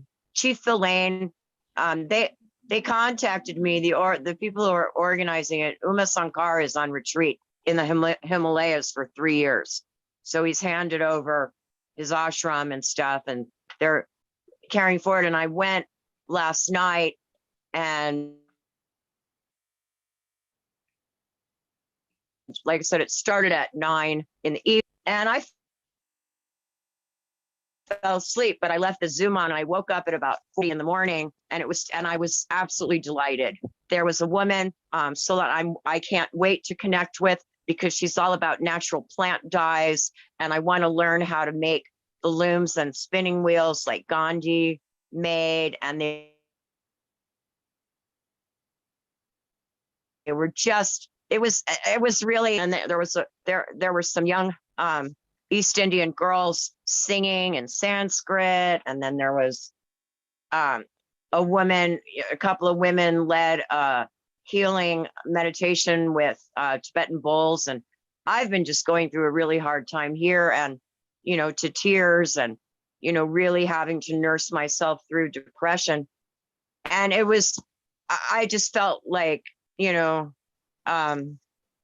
Great Spirit was really looking after me by letting me be part of this peace conference. So I'd like to, invite you. I think I sent you the link, and once I can get back on the computer, okay. if the deep state lets me use my computer again here shortly. Well, I wanted to interrupt you here for a second. Okay. Mary Claude from Reconstitution has put out an announcement, which I forwarded to you. They're Yes, putting and a she call out. emailed me too.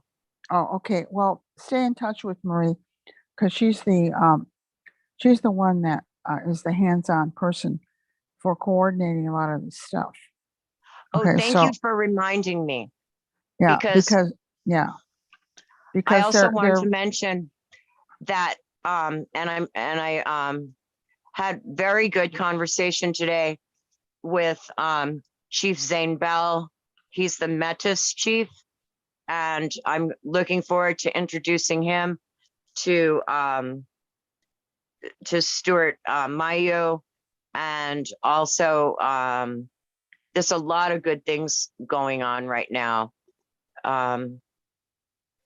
But the hemp thing, I got a call a couple of days ago from a gentleman asking me, and I said I would reach out to the original nations first, who wants people to grow industrial fiber hemp for your contract.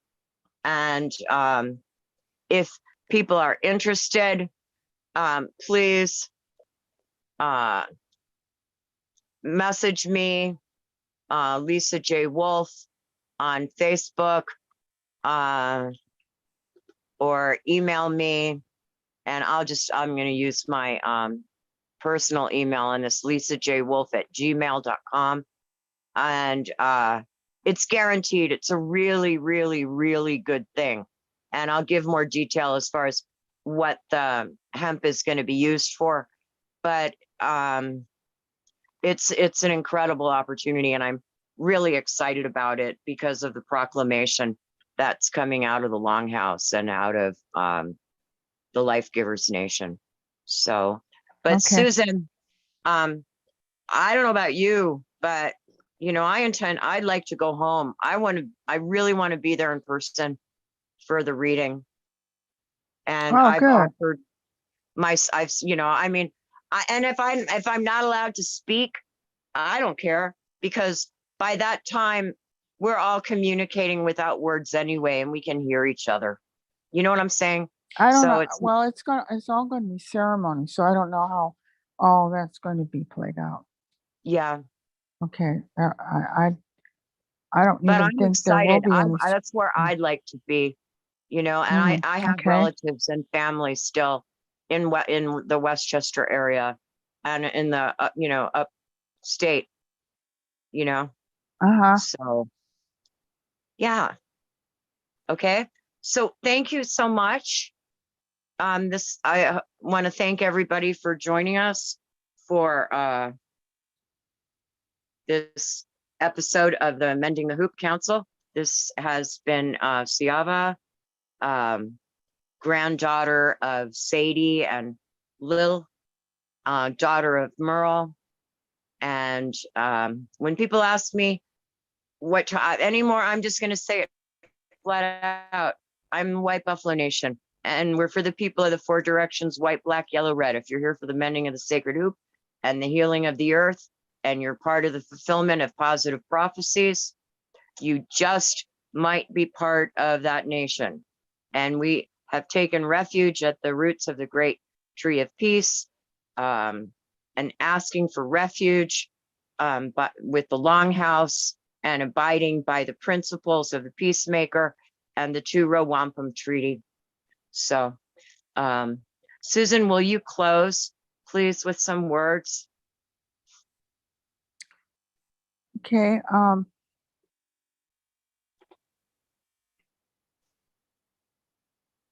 What I'll say is this instruction to walk in peace is for everybody. We are to heal ourselves together, not separately. And if we're true to who we are and we have hope for the future, which we do, there is a splendid, splendid future in front of us. The sighting of the Empire penguins in Antarctica during the solar eclipse came together, and there's never been a gathering of animals like that ever seen before. Yes. And when I had an animal communicator, I extended my own good wishes to them, and I wish them great peace. And they responded by saying to us as First Nations, do not be afraid. Do not be afraid that the splendid, splendid future is in front of us. We are all very happy of what is to come. We are to remain calm despite whatever else is happening around us, and that there will be a brand new day. That's what they say. And, you know, it's all what I say to people. And I said it when I was talking to the people from India, that, you know, I was taught to honor the highest truths of all paths short of human and animal sacrifice. And that all the great traditions, the spiritual leaders, you know, are talking about the coming of the golden age. And we don't mean gold. We mean, you know, a happy time. And it's the time for the healing of the earth and the mending of the sacred hoop. You know, I tell people, you know, this is here, this is the home now hemp garden. And I've dropped, you know, and home stands for heaven on Mother Earth in whatever way that is for you, not according to the, you know, people of the bile and the sword. I'm sorry, I'm kind of rude. I call it the bile, not the Bible. So let's see what happens. They knocked us out, and we'll see if we're still what comes out of the recording. They may have stopped us a time ago. It looks like it may still be live. Anyway, Okay, well, let me read this message that I just gave a friend of mine. okay. The space-time continuum is rapidly changing. We must come into peace with ourselves, our families, and our peoples. This is a global instruction. Whatever happens at DQ after the government falls, she will return to her original self. That is my comfort. What happens until then is we must stand with purpose and direction as life givers to seek taking our rightful place and authority as it was in the beginning. The great law of peace will be read for the very last time after 2,000 years, sometime before the ninth moon of this year, because what is coming is a splendid future. This is where the land will be returned to us as the eagle and the condor come together once more. We don't have to cry anymore in the remembering. Yay. Yay. Yeah. So that's really my parting words. That's a really good way to close. And I'm gonna see if I can play one more piece of music here that goes along with that. And it's called Come Now Let Us Reason. And it's no, I don't know if I want to play that. I don't think I will. Well, you know, this is an idea for you for your next show when you're talking about Okay. this stuff. I'm a fan of Holly Near. She's a wonderful, talented singer and songwriter, yes. and she wrote a song, "But I Am Willing." Go to her site under music and activism, and that Okay. song is there. It's about a 4-minute piece, but it really capsulizes what I'm feeling right now. It's a Well, let beautiful, me see if I beautiful can song. find it. Let me see Oh, if I can find it right now. okay. Um, I usually click on what's the title of the song? it's Holly Near. Go to her Okay, hold on. Facebook page. Yeah. Oh, my computer's acting really weird.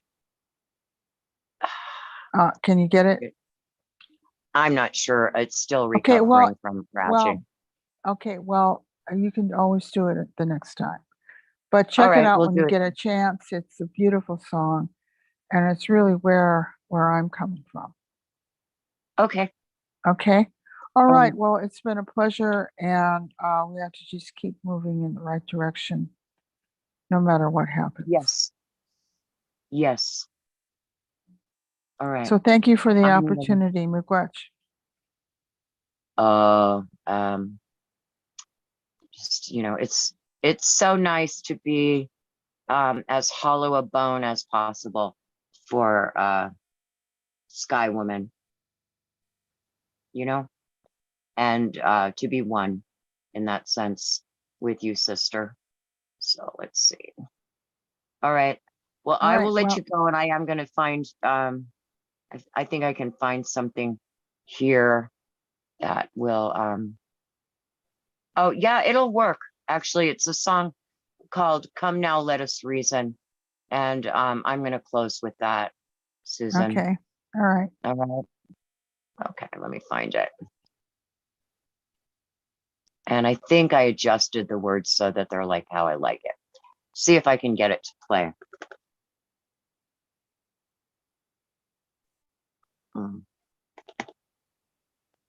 Gonna go.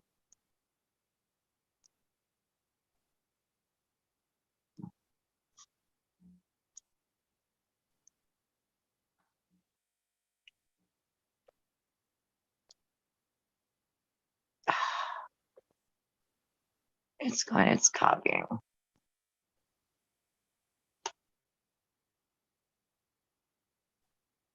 Come now, let us reason together, says the Lord. Though your sins are as scarlet, they shall be white as snow. Though they flow red as crimson, they shall be like wool. The mountain of the Lord will be established as high as. Actually, I changed it to the lady. This isn't the version that I like. So I'm going to stop it because it's not the version that I want. The Well, I version got that this. I do have this song. I'm willing. I brought you it up have on it? my phone. Yeah, I've got it. Oh, Just a second. then you can play it, please. Okay, 'Cause that's, I okay, don't want to close with that one. okay. Okay.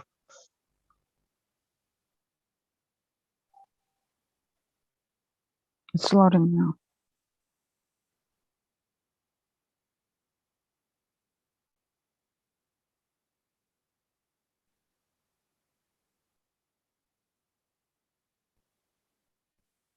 Mm. Okay, just a second. Okay.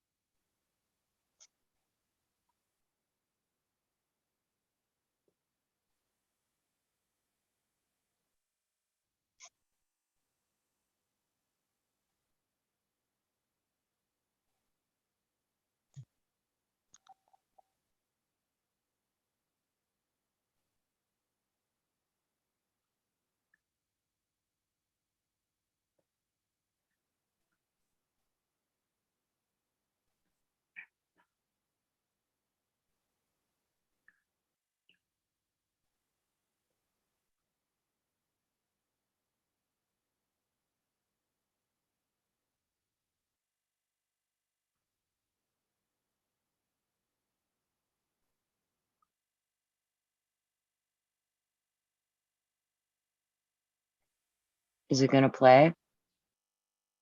I'm playing it now. Oh, I can't Yeah. hear it. Oh, too bad. It's halfway through. Really? Yeah. Dang it. Now, let me try just one more time, okay? Because it's a wonderful Okay. piece. Just a Okay. second. Okay. All right. Okay.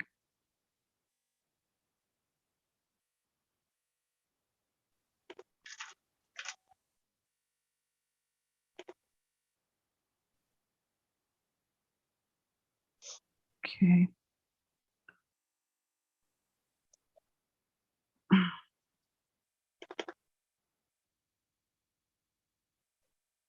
Oh, she lives in Ukiah. Eh? Oh, that's her hometown. Yeah. Nice. I love Ukiah. Which one is it? I'm pulling up her YouTube. Listen, I am willing. I am willing. Okay. I just started it. Can you hear it? You No. can't? No, too bad. Okay. I guess Let's it's see not if I coming can through. find it. Well, what I can do. Hold on. Oh, there goes my phone. Sorry about that, everybody. You can go. Okay, here we go. Holly, I'm gonna find it.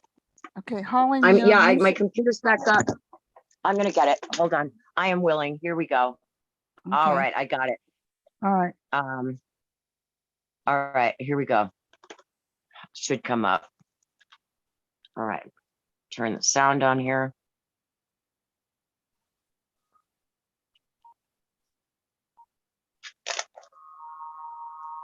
It says, oh, let's skip ad. Okay, here we go. This is show. Here we go.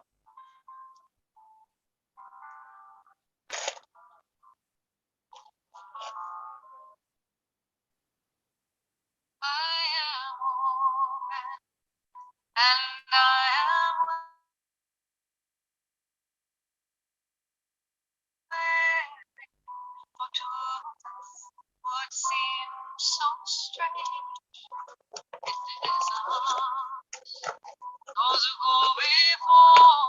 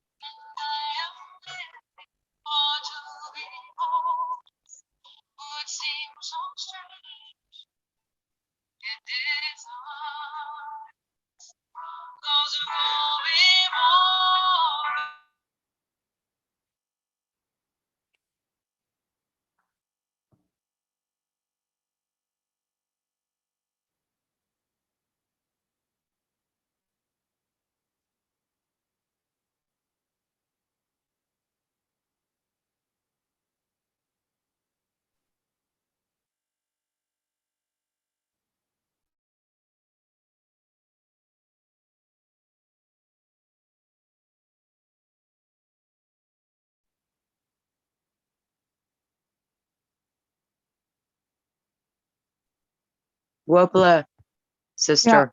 Yeah, it didn't come through really very well at all. Maybe at Yeah. some other time with Yeah, better well, sound. next we'll do it again. That's a beautiful song. And Yeah, thank you well- to Holly Neer. Yeah, go to it when you've got good And let's good invite us, sound. you know, that's part of my vision, is calling the musicians, you know, who are here for the Mending of the Hoop and have been working so hard. I'm Buffy St. Marie. If I could have chosen my mother, I'd be Buffy's daughter. Yeah, But Holly Neer's pretty good too. yeah. Well, she's never been given the recognition that she deserves, but she's a great talent. There's no question about that. Oh, that's true. That's true. Yeah. And just so you know, part of my mission has been something called Earth Aid Now, and the vision has been to unite the musicians and singers who are prophets, and that let's celebrate the liberation of our mother and our you know, of Mother Earth and Father Sky, and let's joyous time Okay. Well, I'm going to of the sign off. freeing, you know, and the darkness. Okay, Doksha. Go Cha. Doksha. And I'm going to flip this camera for a minute so everybody look at the light and be a candle in the darkness. Let your light shine and hold on to the dawn. Gopala Tankashala. And let's all perhaps use the fine words given to us by the people of Hawaii. I'm sorry, please forgive me. Thank you. I love you. Till next time.